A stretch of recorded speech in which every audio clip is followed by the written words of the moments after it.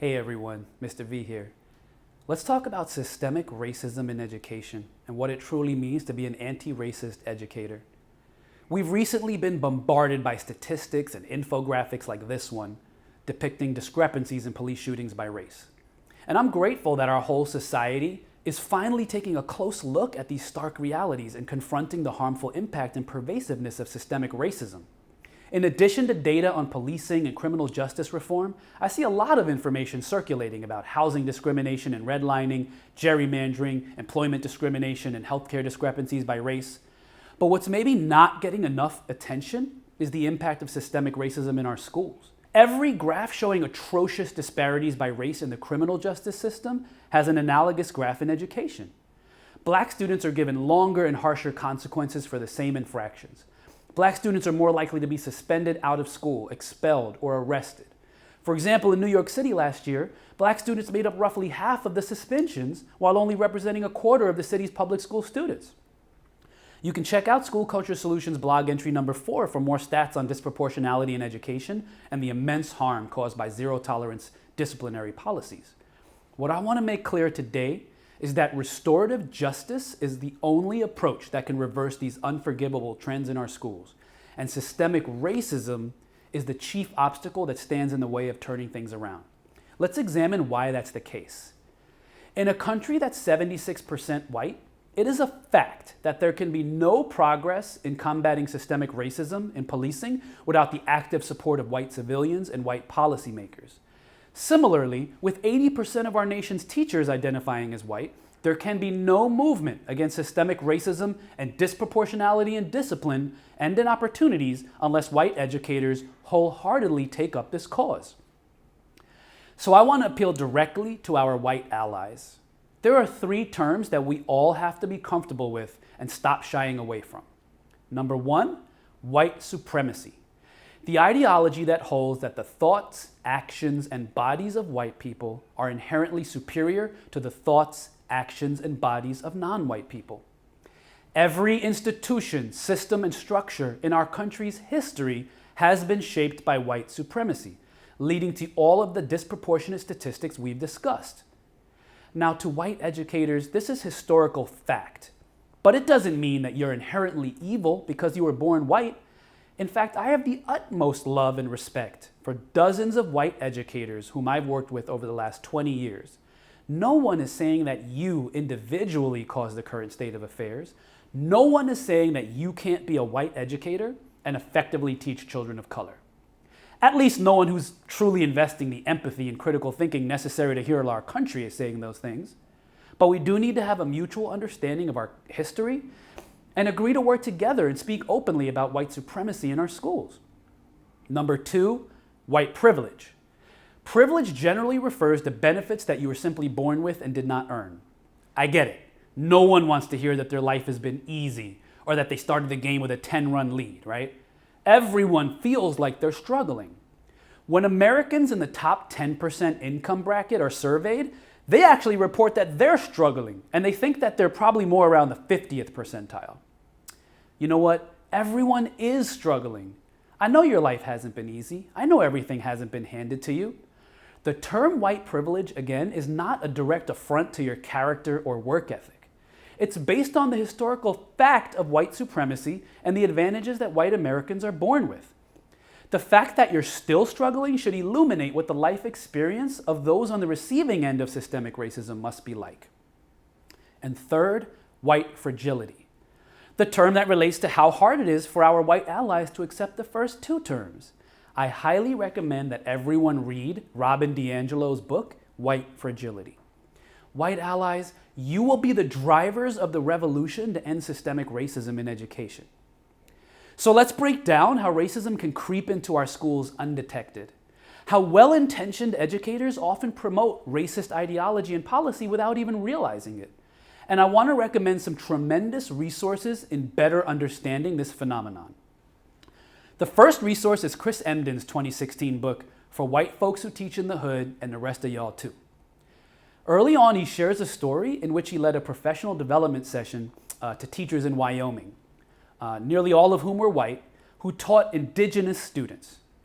At the end of the session, rather than asking questions about the content, they were asking Dr. Emden, why can't these kids follow the rules? Why don't they just understand how school works, how homework works, all those other things? Now, these seem like innocent enough questions, but a closer examination of the dynamics of student-teacher relationships in that school revealed that the school had the same problem that thousands of schools have across our country. The teachers hadn't actually forged relationships with the students. They hadn't created a classroom community that reflected the values, customs, desires, and beliefs of the greater community that they served. They expected that the students would adopt their values and priorities. They complained about their students' behaviors and ways of being while downplaying their strengths. They hadn't taken the time to ask, what's important to our students? What do their families value? What must I do to make them feel respected and to establish mutual trust in our classroom? This is the focus of restorative practices in schools. Emden goes on to describe strategies that any teacher can use to establish such an environment. Actually, we used his cipher circles in my last school as a great tool to give a voice to all students in shaping the classroom culture. Right now, the most talked about author on the subject of racism in America is Dr. Abrams Candy. In particular, his book, How to Be an Anti-Racist. He makes the powerful point that there is no such thing as being not racist.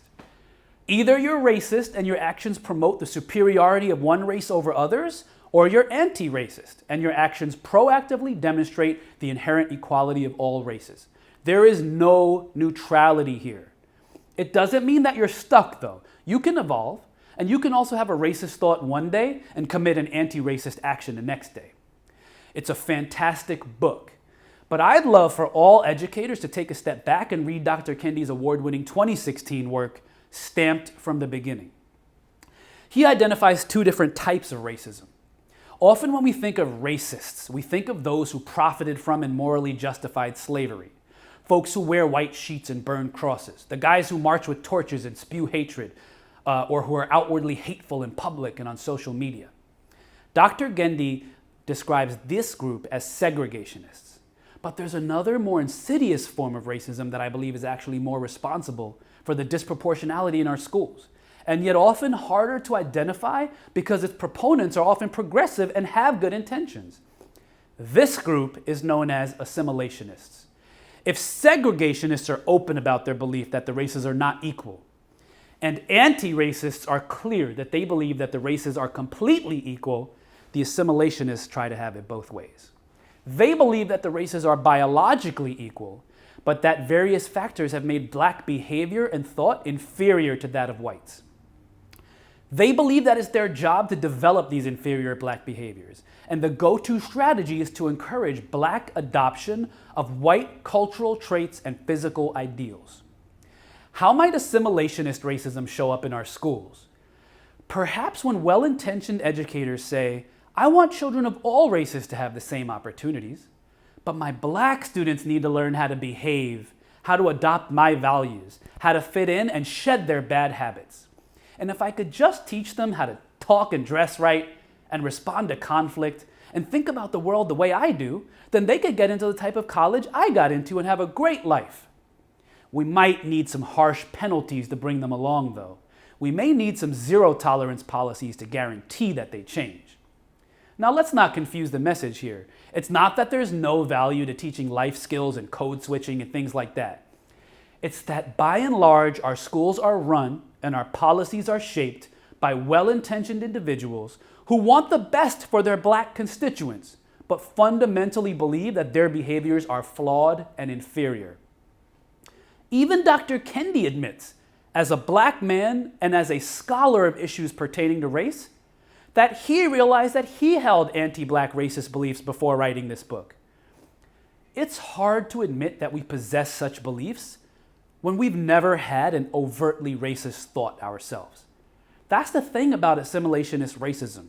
The people exhibiting it generally do want what's best for everyone, and they generally believe that their policies and actions are serving the greater good.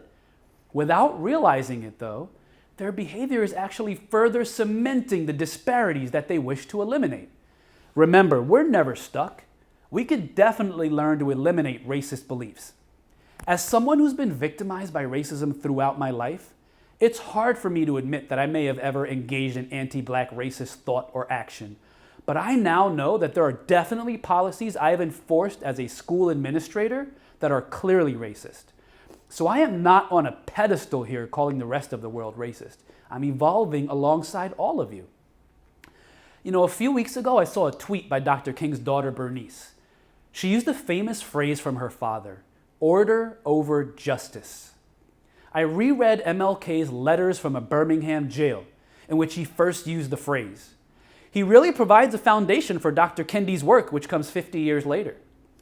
In the letters, he says, essentially, look, I'm not just worried about the KKK, in other words, the segregationists.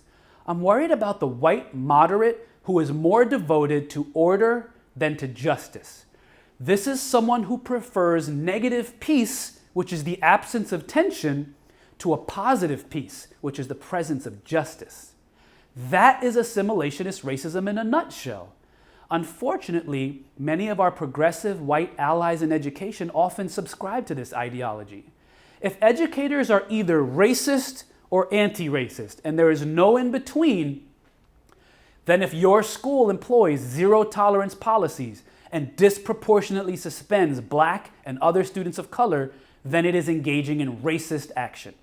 If instead of building community and forging bonds with students, an educator tries to fix the inherently abhorrent behaviors of Black students, he or she cannot be an anti-racist educator. If your school is a no-excuses school and kids get detention for not sitting up straight with their hands clasped, honestly, how often do white students in our country attend a school with that kind of policy? If your school suspends students for nonviolent offenses, like having a disrespectful tone, or suspends a kindergartner 5 times in 1 year, it cannot be anti-racist. These educators are more devoted to order than to justice. Because it's easier to announce rigid rules and punish misbehavior than it is to build relationships and repair harm restoratively. A few weeks ago in New York City, we saw a disturbing incident of a young Black man pushing a 92-year-old woman to the ground. It was awful. It feels personal. We all know someone vulnerable like that. I'd be furious if that was my grandma that it happened to.